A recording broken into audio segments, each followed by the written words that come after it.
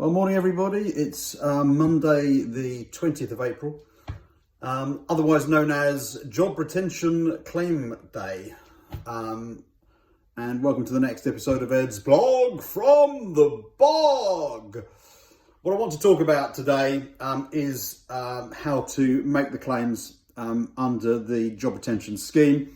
So as you'll remember, you can claim 80% of your net salary costs for employees you've furloughed under the government's Job Retention Scheme. The portal went live this morning, so if you Google how to claim under the Job Retention Scheme, that will give you the link to the page which went live this morning. There's a big green Claim Now button, and you can go on and start there. I have put up a post on the coronavirus support group page on Facebook, so I'm going to basically repeat here what I've said there. The best way to do it, in my opinion, is to prepare a spreadsheet, and that way you can check your calculations as you go along. You will need your PAYE reference number, so your employer's PAYE reference number.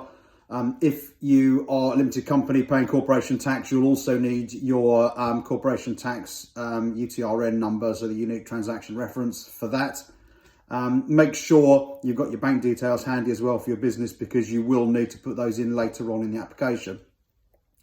So for all employees you've furloughed, you'll need to make sure you've got their name, their national insurance number, their net, i.e. take-home pay for the period you're claiming, the amount you paid as the employer for national insurance contributions, if anything, for that employee, and again, the amount you paid for employers' pension contributions for that employee. Employees' own deductions for tax, national insurance, pension, they're not claimable back, because the employee is essentially expected to pay those by way of deduction from their salary anyway. So it's your employer's costs that you're able to claim back. And then what you do is you make the claim. You can make a claim once every 3 weeks, because a furlough period has to be for a minimum period of 3 weeks anyway. Now, 20th of April, you can claim for March and April's pay runs, and then do May next month, assuming obviously the scheme goes on to May, June, whatever. You just do it on a monthly basis, ideally. Now, remember, for March, you may not have furloughed your employees on the 1st of March, which means you need to do a proportionate claim for the first period for March. So instead of claiming the full 80% of net salary, you're going to have to claim a proportionate amount depending on when you furloughed your employees.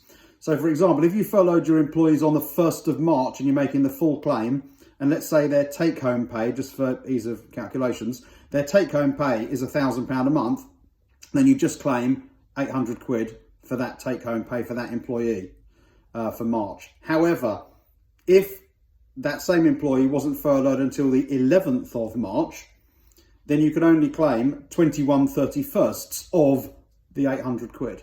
So you take your 1,000 quid for that example, 80% of that is 800, but then you have to divide it by 31 for the days in March, and then multiply it by 21 for the days they were on furlough for the period, okay? So it has to be a proportionate claim for March if they weren't furloughed from the 1st.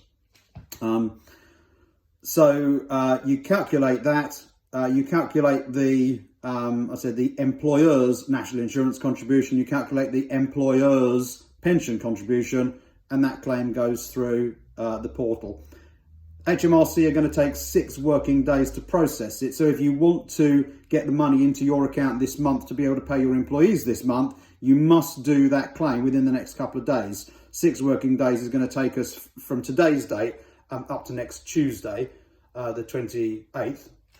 So you've only got until, realistically Wednesday this week to submit the first claim if you want to get your money in this month. Once you've done it, and you've saved your employee details on the system and all that sort of stuff, and you'll need things like their national insurance numbers, payroll numbers, and whatever else. Once you've done that, the next claim should actually be much simpler, because you've got the details all on the system.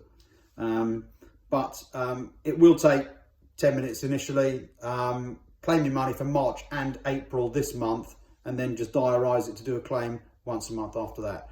So good luck, and hopefully everyone gets their cash into the account this month. Okay, thanks for watching.